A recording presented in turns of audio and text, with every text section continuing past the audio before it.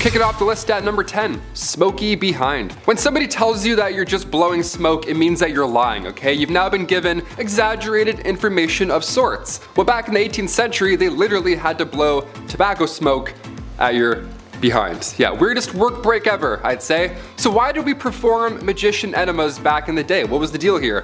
Well, tobacco smoke enemas were used to treat quite a few symptoms, or they thought so, including a common cold. These enemas came in these fancy kits with a fancy rubber tube. It was all fancy because it was an honest medical practice at the time. It was done by legit medical practitioners. This is the funniest part. The idea was that the tobacco smoke could warm up a soon-to-be deceased body. The nicotine would stimulate your adrenal glands, jolting you back into good health. The best health, might we say. And the way they would do it in the mid-1800s was by just blowing smoke and just waiting, seeing what happened. We're figuratively and literally blowing smoke. That's the origin of that saying. Fun fact there. Imagine doing that today. Like, I think I dislocated my shoulder. What do I do? He's like, one sec. Number 9, alarm clocks. While the medical world was one threat in Victorian times, apparently so was the technological side. Who knew? We obviously didn't have reliable alarm clocks back in the 1800s, obviously, but we did have jobs. So in order to get up on time, lamplighters or knockers would come by and tip you off. Yeah, they would just yell in your window and just alarm. That's how you'd wake up. A man would yell into your window and smack you with a stick. Legend has it, a young man named Sam Wardell, he got a little creative with his wake-up calls. He needed more than a lamplighter at 5 a.m., so he would Tony Stark this alarm clock gadget. He would use wires, a bunch of stones, all that unsafe stuff. Then at a certain time, stones would fall to the ground, of course waking him up, and presumably everyone else in the building. That would be alarming. Well, Christmas Eve 1885, tragedy unfolded. A few friends had come over for a holiday visit, so Sam had to move some furniture around, rightfully so, to make room for, windmills and breakdancing, whatever they did in Victorian Christmas times. The next morning, he forgot to put things back in the small apartment, and the obvious happened. The rocks then fell on him while he was asleep. Yeah, that probably doesn't feel too good. I thought iPhone alarms were jarring. I take back everything I've ever said. Number 8, relaxative. Okay, so right off the bat, the Victorian era was a little messy. I'm sure you've gathered this by now here on BumbleBee. But these messy new illnesses were putting lots of pressure on medical practitioners, so they were desperate for these new treatments. We laugh at Victorian medical treatments, but they tried, okay? They at least tried. They also achieved many medical breakthroughs as well. But when it comes to handling chickenpox in the Victorian era, well, that wasn't one of them. That was not our finest hour. Chickenpox in the Victorian era was being treated by using laxatives. Yeah, let that sink in for a moment. I have chickenpox. What should I do? Well, try some laxatives. Yeah, folks would slam some castor oil and then, ready for this? They would get even more sick. Who would have thought? You thought you were uncomfortable before castor oil. Yeah, chug that, and then now you're even weaker. Now you're dead. Number 7, backed up. Let's say it's the Victorian era and let's say you're constipated, right? It happens, Well, bad ideas will most likely follow, if you didn't already guess that. According to Merck's 1899 medical manual, small amounts of strychnine were prescribed to those who were constipated. Yeah, the strychnos nux vomica was thought to better the gastric functions. Even a small amount of this stuff would attack your respiratory system. You'd contract, you convulse, it's horrible. It would be a painful way to go out. It's much, much worse than being constipated. Any day. I would much rather be constipated than any type of strychnine. Are you kidding me? Number 6, leeches. I grew up with hearing problems. I've been around the block with earaches, ear infections. I had ear tubes numerous times, all that jazz. So I feel really bad for the folks in this next one, okay? I hear you. Pun intended. In the Victorian era, medical practitioners would say to use leeches for your ear infections. That's the number one trick they don't want you to know. There it is. Once they're attached to you, the idea was that they can numb pain while at the same time providing proteins and peptides to its host. So on paper, again, the idea made sense, but the science didn't quite follow, did it? It wasn't entirely hopeless though. Recently in 2004, the FDA reintroduced leeches to the medical world, because their bite can break up blood clots and induce blood flow. So it's not entirely hopeless. We talked about leech collectors on this channel before, so of course we have to talk about more of the science that they were hoping to achieve with it, right? Also, I worked at a retirement home when I was 16. I thought that job sucked. Imagine being a leech collector? No way. Number 5. The Terror of London. If you're into serial killers and just a little goth or emo, I mean who isn't, then you know who Jack the Ripper is. If you don't, he was a serial killer who roamed the streets of Victorian England and killed multiple women of the evening, in what can be called the first, or one of the first, modern serial killers. Jack the Ripper, however, is one of the psychos who got away. No one is 100% sure on who the Terror of London was. However, that hasn't stopped people from theorizing on his or her true identity. No, not Queen Victoria herself, although there are some who believe he was a woman, which would explain how he got away so easily. However, another popular theory is that it was the Queen Victoria's grandson, Prince Albert Victor. While there isn't much evidence to support this claim, or any of the claims really, it is interesting and makes me wonder, maybe the royal was a killer? We'll never know. Number 4. Short Kings Unite! Even though I'm a semi-charming and moderately handsome internet host, I suffer from an illness a lot of men do. I suffer from shortness. When the Lord was making me, he just put a few extra drops of cute in the mix. And then there was no more room for my legs to grow. I just see life from a little bit down below. Although, I own it, and thank God I don't have little man syndrome. All toxic jokes aside, Queen Victoria may have been a good fit for us short kings, as she was barely 5 feet tall. She's known for being a formidable queen, but when you're that short, it can sometimes be difficult to keep your stature. Somebody take me seriously. Number 3. Dollies. Okay, so maybe my Sailor Moon merch collection is weird. Maybe I just want to be a cute blonde Japanese girl with a short skirt fighting evil. Can you blame me? However, something I always find strange, no matter who it is and who owns it, is a doll collection. Why? Just why? And it's never a couple, it's always a large collection. And tell me why anytime you go to visit someone and stay overnight, they always put you in a guest room where the majority of the dolls reside. There's nothing like 100 pair of creepy plastic eyes staring you down while you're trying to sleep in a bed that isn't yours. Well, Her Royal Majesty had her own collection of dolls. Yeah, that's right. You can just imagine the kind of treatment these dolls received. It said she had hundreds of them, and most likely wore higher quality clothes than most common folk at the time. Great, now my worst nightmares outnumber me, and they're dressed to the nines. Whew, dolls are just creepy. Number 2. Here Comes the Bride. Imagine being so powerful, so mighty, and influential that you'll create 2 Western traditions. Sure, the Christmas tree is great, but I'd argue the white wedding dress is more. She wasn't the first to wear a white wedding dress, but she was the one that made it happen. There's a few reasons why, and the obvious one is flexing that royal coin, but imagine trying to keep pure white clothes clean in the past. My mom makes a mean spaghetti and meatballs, and I have a difficult time keeping those stains off my white t-shirts, which, if you also ask my mom, is a bad color for me. I was a messy kid. That's why other colors at the time made sense. After all, there's no dry cleaning in the 1800s. At least not with modern machines and stain remover.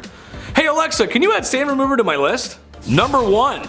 Send lewds. Despite being known as a somewhat prudent queen, apparently the queen had an eye for the art that was lewd. In one case, the royal husband and wife gave each other art.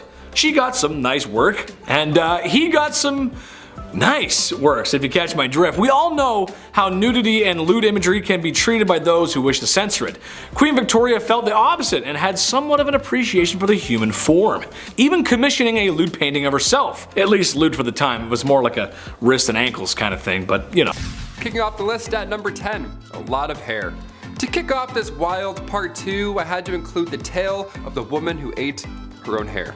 Why did she do it? What happened? How much hair? Well, let's find out. All the questions about to be answered. The Liverpool Daily Post back in 1869 got the attention of those passerbyers with this one. A 30-year-old passed away in the village of Lincolnshire. That's not too far off from the average life expectancy in the 1800s, but this case was a little odd. Something was off about it. So doctors asked the family if they could carry out a post-mortem, and lo and behold, a 2-pound solid chunk of hair was sitting in her stomach. It caused ulcerations of the stomach and ultimately caused her death. What a horrible way to go out. The woman's sister did note that over the last dozen years or so, she had been casually eating her own hair, just one piece every now and then. Ultimately, it added up. If you know anybody that's eating their own hair, pass this on. Send them this video. This sounds rather uncomfortable. Number 9, cat attack. If I have to pick, I would say I'm 100% a dog guy. Cats are cool, don't get me wrong, but this next story freaks me out a bit. Also, I had a cat once and I pulled its tail and it hissed at me and scratched me. It scared the life out of me. So, dogs for sure.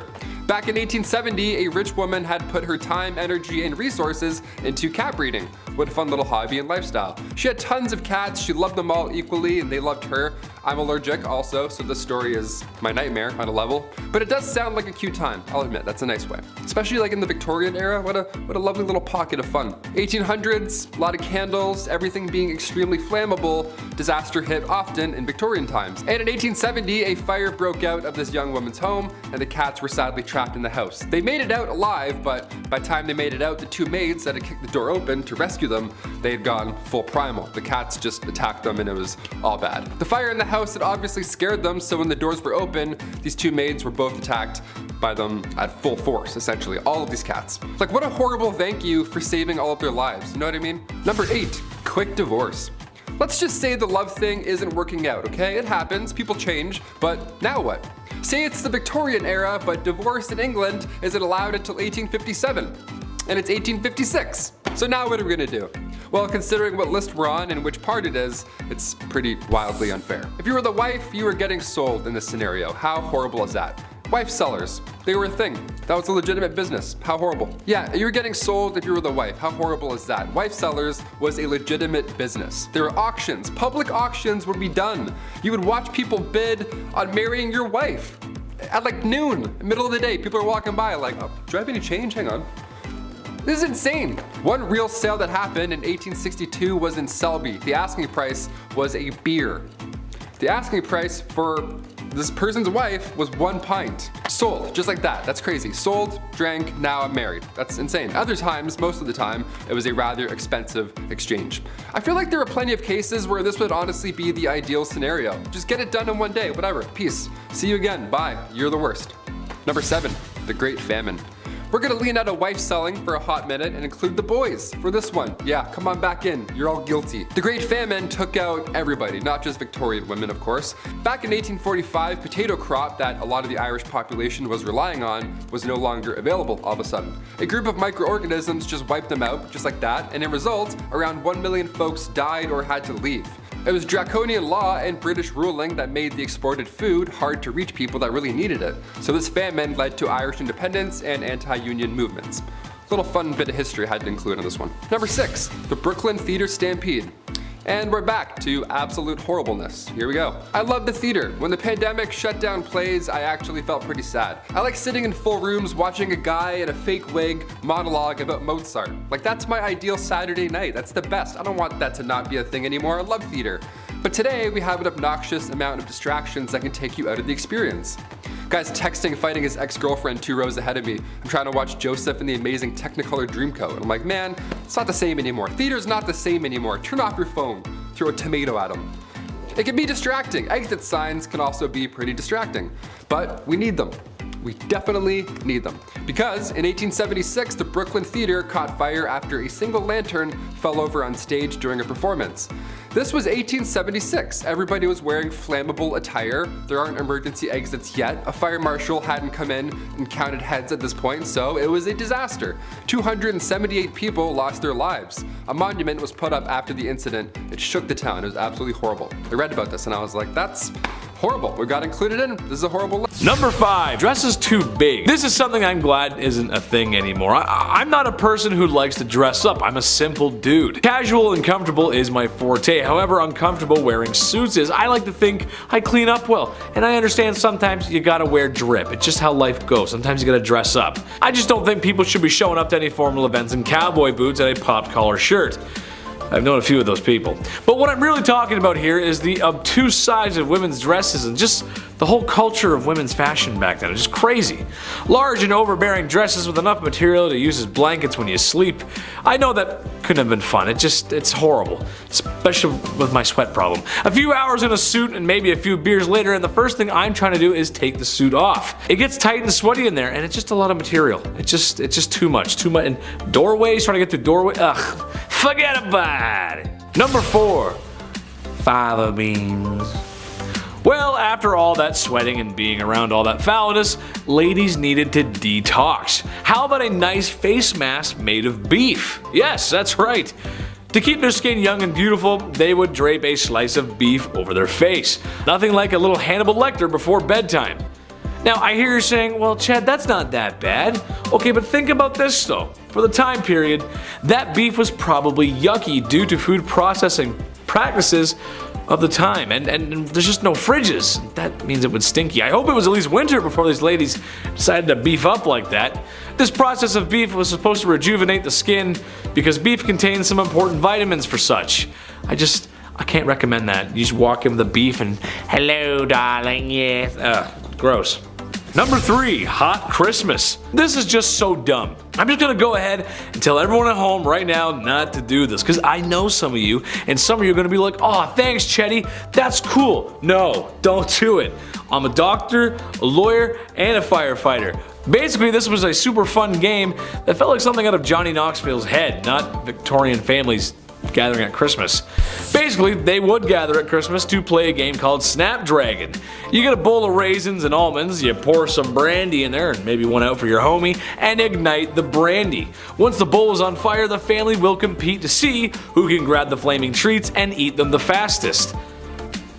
Okay, second-degree burns are not how I want to spend my holiday season, and also, in a time before smoke alarms and a modern fire service, this sounds like a really bad time. Grandpa could lose it out of his hands. Drapes catch fire, the house burns down, probably the whole neighborhood. Just a bad idea. Also, I hate raisins, so setting them on fire? Yeah, I'm out. I don't like raisins. They're gross, dude. I don't like them. Number 2, crypt pics. Look, it's a part of life.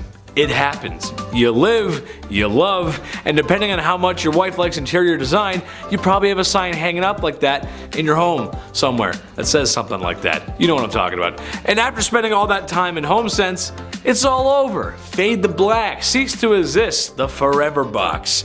There's a whole process and respect in the undertaking business. The Victorian era had a strange tradition, however.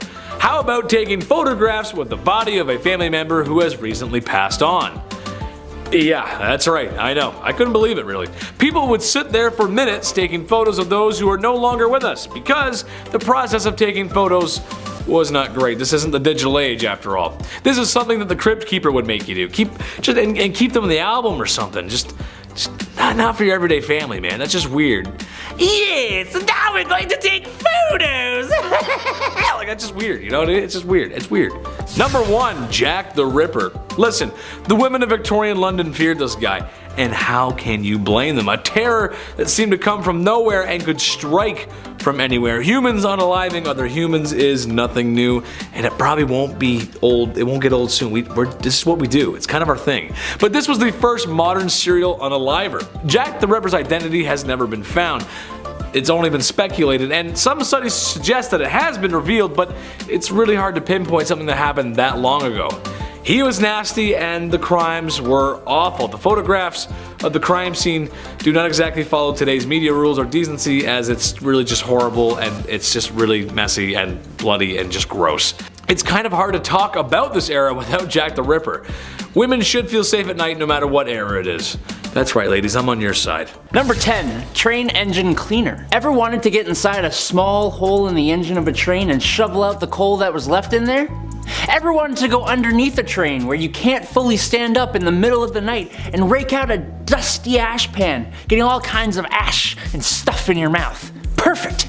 You can go join up with the railroad as a train engine cleaner. These guys would spend their days shoveling 5 to 6 tons of coal into the furnace of the steam trains, and then spend their nights climbing into said furnace, cleaning it out, and then going out in the middle of the freezing cold, wet night into a trench covered in water and oil and dust, and get right up under that sucker and pull out all the ashes and dust and crap that came out of the engine while it had been running all day. Number 9. Linker boy or linker men. Before the introduction of gas lights on the streets of London, the only gaslighting came in the form of small children who made you believe that you wouldn't be able to walk the streets without them tagging along with a torch to help guide your way. Then they'd expect a tip from you.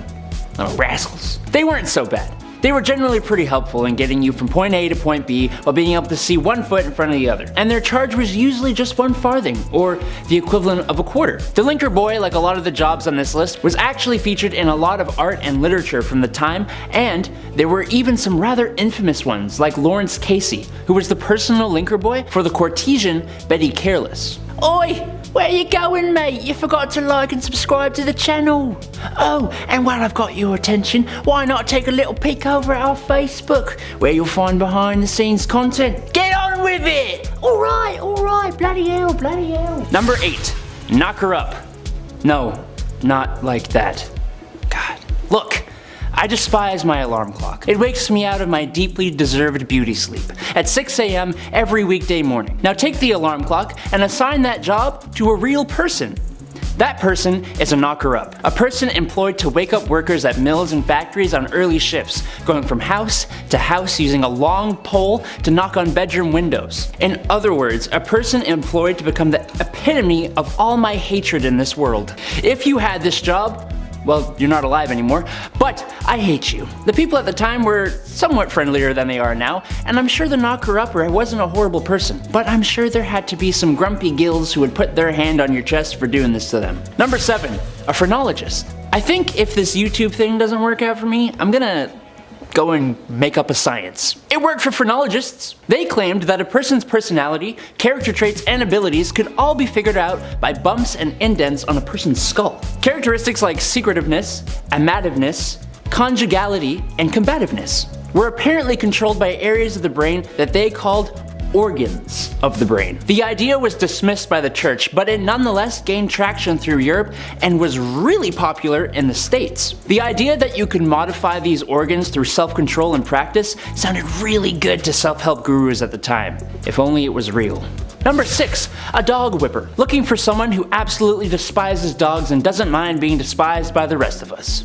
Otherwise known as a dog whipper. Back in the day, huntsmen would often hunt foxes and nail their tails to church doors, which would attract dogs of the streets. You'd also have churchgoers who would bring their dogs with them to church. These dogs were not allowed in though, so they'd all have to wait outside. You know how dogs are though. They didn't just sit there waiting patiently. I'm sure some good boys and girls did, but more often than not they'd be playing and sometimes fighting, disrupting the church services. Enter the dog whipper, who was armed with tongs to grab a dog and remove it from the church grounds, and a whip that would be used on the loudest of the poor pooches. Number 5. Matchstick makers. The idea of a lighter wasn't really a big thing back in the Victorian era, obviously. I mean, they definitely existed. The first lighter was invented in 1823, but it wasn't like the ones we have now, not like those Bics that still don't work. It wasn't a portable thing. The first match was invented in 1805, but it kind of sucked, and the first friction-activated match came around much later in 1826. This one here changed the game for good. They were made with white phosphorus, which is, of course, extremely toxic. But they didn't have machines to make these matches. No, it was, of course, done by people, young women. It was only women that had to do this, and in the worst of conditions, of course. And before you ask, no, they didn't understand protective gear. Well, they did a bit, but even so, women didn't get that kind of luxury, right? They didn't get that treatment. These girls would have to eat their lunch at their workstations, meaning they would probably end up ingesting said white phosphorus the entire shift. History is horrible. Number 4. Resurrectionalist. Alright, back in the day, medical schools who wished to study the human body only really had access to the bodies of criminals who had hit the end of their line, right? You're not gonna go dig up someone's wife and be like, hey, mind if I study her? He's like, no, please. There actually weren't too many of these bodies around to begin with, which led to a good price for bodies that were in, well, reasonably good condition to, study up close, other than being, deceased and disgusting. This wasn't exactly the greatest idea, sure, I'll admit that. Now you've probably created an opportunity for people with no morals or empathy to go and dig up fresh graves. And that's exactly what happened. People would become their own resurrectionalist. It's a cool name for a god-awful profession, if you want to call it that. The problem was so bad that people had to protect, they had to guard the graves of their recently deceased loved ones, or else these guys would come in and try and dig them up and sell your nana for like 20 bucks. You have to stay there for 4 nights and guard her. That's crazy. No one should have to do that. The Victorian era sucked. No one should have to do that, or this next one here. Number 3, train engine cleaner. Yeah, this one's gonna suck. It sounds yucky already. For this job, you were required to get into, of course, pretty tough positions to, well, clean the engine of a train. Train engine cleaners would have to get inside a small hole in the engine of a train and shovel out all that coal that was left over. Yeah, as if shoveling the coal in wasn't bad enough, now some guy's gotta crawl under and shovel it all out. Nope. They go underneath the train with a dusty ash pan and they work away all day long and nights. These guys would spend their days shoveling 5 to 6 tons of coal into the furnace of the steam trains and then spend their nights climbing into the same furnace to clean it out. Every time I watch the Polar Express, it's always so magical, you know, it's always a great time. But even on the Polar Express, there's a guy shoveling coal all night long on Christmas Eve. You know what I mean? That's how bad this job is. Magic can't even save it. Couldn't even picture a worse job to have with this goofy back. Imagine that. Imagine me doing this all day. No way. I'm gonna make it 1 week. Number 2, funeral mute. Ah, yes. Death. Happened quite a lot back then. I thought being a pallbearer had a lot of pressure, you know? Don't drop them, all that kind of stuff. Victorian London saw many funeral mutes. Now, Oliver Twist, one of the lousy jobs in that tale, was that of a funeral mute. Oliver Twist is like, this one sucks. Well, it really sucks. Mutes were required to dress, of course, in all black with a sash while carrying a long cloth covered stick, and your job would be to, well, to stand and mourn and not say a thing the entire time. You'd have to stand at the door of the recently deceased home and just welcome death. Just embrace it. You have to be death. The mascot for death is now you. Horrible. In Victorian London too, you're gonna breathe in a fresh, rotting body. Nice, that's good. I have about 4 days left, thank you. And after that point, you would lead the coffin all the way to the graveyard. Nice and slow, like you were leading a marching band. Only it's not music, it's death behind you. And finally, number 1, a chimney sweep. I remember doing this when I was a kid. Okay, I got some questions now. I'm gonna make some phone calls after this list. I had to do this when I was a kid, but back then it was a lot worse. It wasn't a chore, it was an actual job. This was a terrible job to have in Victorian London, obviously. Chimney sweeps were famously young men, guys. I can't say anything else here, but they were young lads. That's it. History is pretty horrible, right? You could fill it in. 1840 was a good year, all things considered, because a law was passed that made it officially illegal for anyone under the age of 21 to climb in and clean a chimney. Nice. I was 18 cleaning my chimney at home. I had no idea. I could have busted out this law and been like, actually, 3 more years, Dad. See ya. Just moonwalk out of there. I'm not cleaning anything.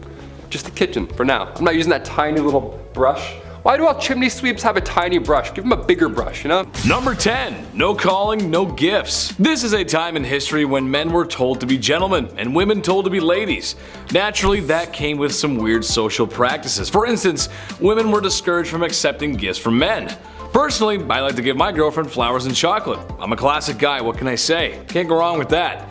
However, even if a handsome silver-tongued devil such as myself were to give some flowers and the finest dark chocolate a 7-Eleven has to offer, and a most promising woman were to accept said gifts, she may not be able to call me back. Literally because, well, the phone isn't exactly a thing yet, and also because that's something else women were just discouraged from doing. Call on a man? No way, Jose. Even if he is super nice and waiting for a genuine response. One etiquette guidebook from 1882 called any woman who calls on a man ill-bred and positively improper to do so. I like when people give me flowers and chocolate. Maybe call me sometimes, I'm a little lonely. Number 9, act like a lady. How dare ladies do anything unladylike? Oh, said every man ever in the Victorian era. This is a time in history when ladies gotta be ladylike. That means makeup, corsets, and don't you dare do anything masculine. Oh, that's me angry. This is still a time when food isn't the greatest either, so imagine if you got an upset tummy at the dinner table. Happens to me a lot. You've got a handsome prince that your parents have arranged for you to marry. When you go to greet him, you do it with a simple gesture, as kneeling to curtsy could turn your linens a certain shade of embarrassment that 1800 stain cleaning technology could never wash away. You'd poop yourself. Where's Billy Mays when you need him, right? How dare a woman do such things as go number 2, or even worse, break wind? Oh, the nerve. That's just the way it went, folks. I don't make the rules. Number 8, charged with love. Naturally, this was the past, and not being open to homosexuality was just the way it was. Especially when tucking yourself into bed at night alone wasn't allowed either. Homosexuality just wasn't gonna happen. They just weren't gonna be approved of it. It's just how it goes. It sucks. However, it's almost as if there's been love on this earth since day one, and to stop that kind of love, it's just silly, man. Wherever I go, everyone is welcome on this channel. Or my Twitch. Chetty loves everyone, because in reality, this is a time period where you could wind up in jail for that kind of love. And as Austin Powers would say, That's just not very groovy, baby. Yeah. Strangely enough, homosexual relationships between women might have been completely overlooked, as they were sometimes mistaken for women being friends. Yeah, I know. Some women even lived together, but given that they probably needed each other for financial support, people just kind of thought that's how it went, and they ignored it. It's like they live together, and you start putting the pieces together, and it's like, you know, I don't know, something weird going on there. But love everybody, come on, be nice. Number 7, a good thing. If I'm talking about medieval times, there's a good chance I'm gonna bring up the super not cool, not fun, do not condone or support the behavior of marrying a woman at the age of 12. Yucky. In part 1, I mentioned that there was a ton of corners and streets being worked by the only other job besides street cleaners at 3 a.m. by women. However, after venereal disease was becoming a serious issue, it was getting pretty bad. It was becoming clear that a lot of people who were getting sick were young women, like 11 to 16 age group. Ooh. Which I shouldn't have to tell you is bad. That's pretty bad, dude. When I was 16, I was rocking Black Ops 2, hanging out with my buddies, and partying hard in the summer. I got a lot of good stories, maybe I'll share them one day. Catching all that nasty stuff is no way to spend your youth, so thank God the government changed the age of consent to 16 years old, which I know is not a solution for everything that was going on, but it was a small step forward in the right direction. That's what we like, good history, moving forward. We like that, Chetty likes. Number 6, the seamstress. Being that the Industrial Revolution had started and business was booming, people needed to travel for business, or more specifically, men needed to travel for business, which means they gotta be away from their wives, and that means they are away from the very thing we're talking about today, bedroom stuff. How did men solve this issue? Well, there was no shortage of ladies roaming street corners to aid in that matter. However, there's an option with a little less syphilis. There were aids or early blow-up dolls called travel ladies. Strangely enough, it was stored in a gentleman's hat. What? That's so wrong. Once it was ready to be used, it was inflated and reassembled. This is a quote from an ad from one of the products. It is inflated to the essential part of the woman wanted by a man. That just doesn't sound very good. This is why we have boards of people to check stuff from products before it gets shipped out to the public. I feel like that just wouldn't fly very well today. Number 5, emo girl. All the Forever Alone people, raise your hand. Let me hear you roar XD. I like to joke around a lot and say I'm a lawyer, a firefighter, and the cutest guy on the whole wide internet. But if there's one thing I know, it's people. I like people. I love them. I spend a lot of time with them, and after hearing this, I've come to the conclusion that this is where the emo girls come from. I figured it all out. It's down to a science. I'm a scientist now.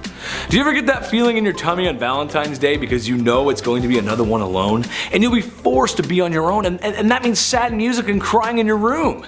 Same, it's Drake's Marvin room for me. Well, single women in Victorian times had similar issues. Since women were expected to marry and have kids, single women who were also forever alone were pitied by society, which I argue is just way worse. No one wants to be pitied. Ugh. Number 4, gold diggers. She take my money when I'm in need. As she travel. Okay, anyway, back to the actual content.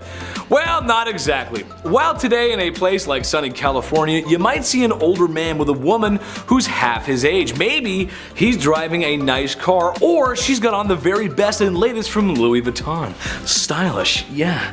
Most of us think some thoughts about what we might think is going on there. We can kind of be judgmental sometimes when we see things like that. However, looking through a lens of 2022 to Victorian times might make the women of Victorian times appear to be gold diggers, but in reality, it was because all of their financials were tied to their husbands, legally too.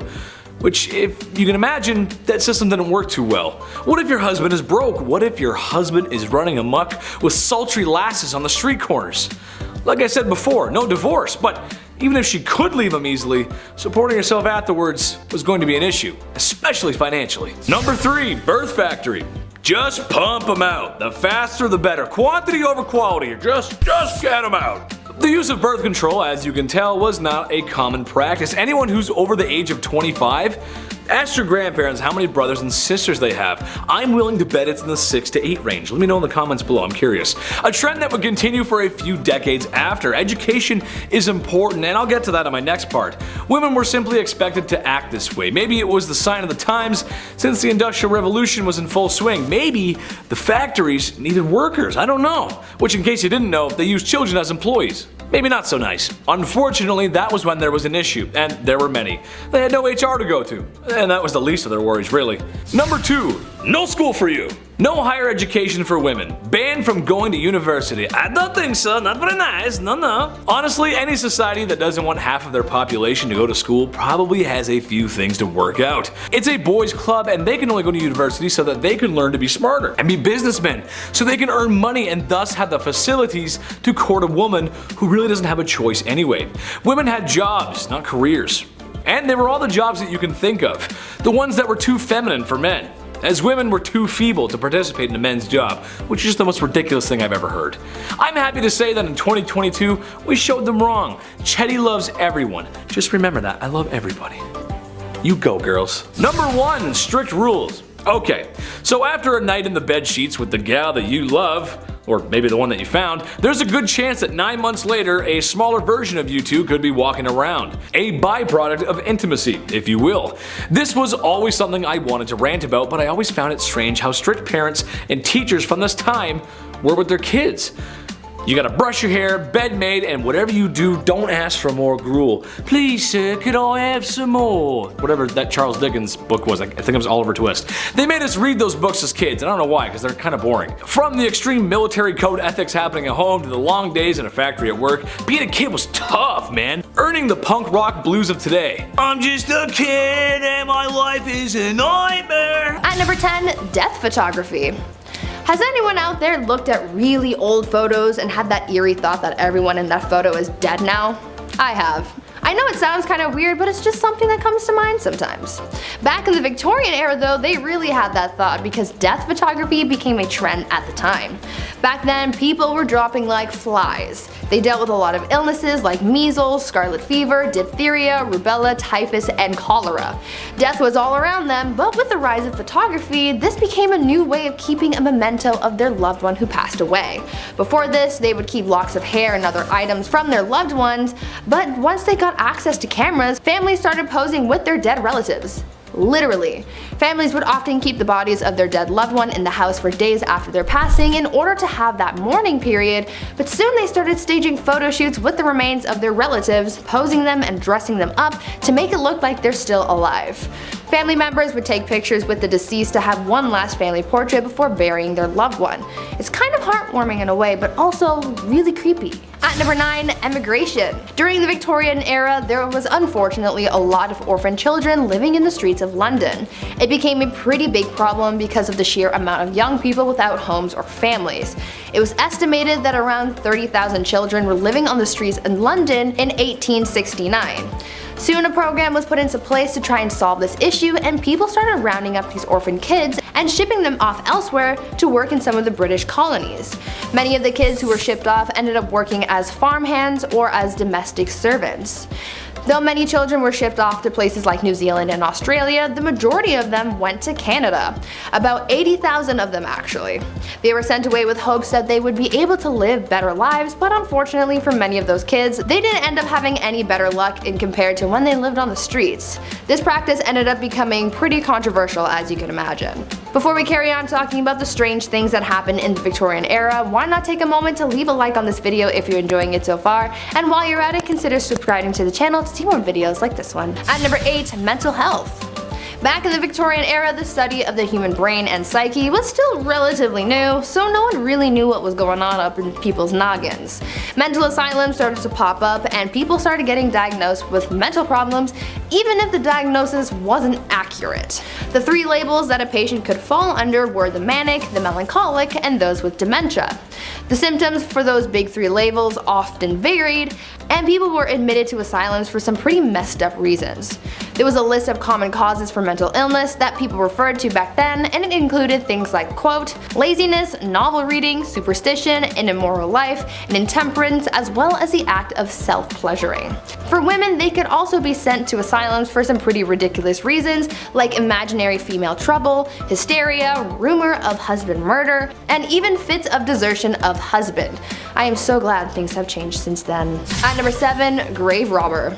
When you think of jobs back in the Victorian era, you might think of things like chimney sweeps and lawyers. But another relatively popular, though questionable profession was being a grave robber. Yes, people actually made a living off robbing graves. As people studied medicine, they needed cadavers to practice on, but there was a law saying that only the bodies of those who had been executed for a crime could be used as a cadaver, and since the laws changed to include less and less crimes having death penalties, soon people started running out of cadavers to practice on, and this gave way to the boom in the grave robbing industry. People could make a pretty penny for snatching bodies from cemeteries and selling them to medical professionals and students. Fresher bodies went for more money, and the grave robbers not only made money off the sale of the cadaver, but they also charged a fee, so they ended up with a little extra cash in their pockets. Eventually, the grave robbing business became such a big problem that cemeteries started installing watchtowers and guards to prevent people from getting away with the dead. At number 6, beauty. I've talked about this before in some past videos, but the Victorian era was famous for its strange beauty practices, so I just had to include it on this list. You're probably familiar with the makeup from the Victorian era. Women often painted their faces white to look as pale as possible, but even though they believed it made them look beautiful, it also did a lot of harm to their health. The white face paint that women would use was lead based, and as we all by now, lead makes you dead. But this white lead paint isn't the only thing that harmed people's skin. Women would also wash their faces with ammonia to make their skin look paler. At night, women would rub opium on their faces, and if they were really dedicated to their beauty regime, they would also ingest arsenic. They were literally poisoning themselves in the name of beauty. Women would also use mercury on their eyebrows and eyelashes, and would use lemon juice or belladonna in their eyes, which could cause blindness in some people. Once again, I'm glad things have changed.